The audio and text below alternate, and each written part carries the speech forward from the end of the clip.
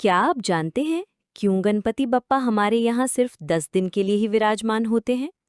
आइए जानते हैं।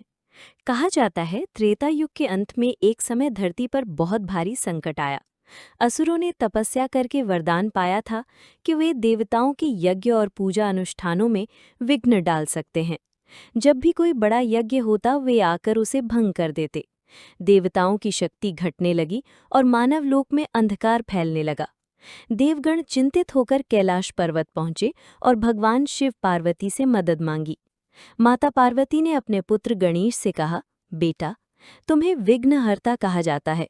जब तक तुम स्वयं लोगों के घरों में नहीं जाओगे और उनके यज्ञ पूजा की रक्षा नहीं करोगे, तब तक ये संकट दूर नहीं होगा। गणेश जी ने ध्यान लगाया और समाधि में एक रहस्य जाना। उन्होंने कहा, माँ, ये संकट हर युग में बार बार आएगा।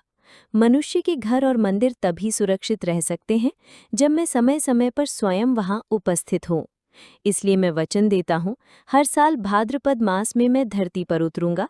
10 दिनों तक लोगों के घरों में विराजमान रहूंगा, उनके यज्ञ, व्रत और पूजा की रक्षा करूंगा और फिर अनंत चतुर्दशी को वापस लौट जाऊंगा।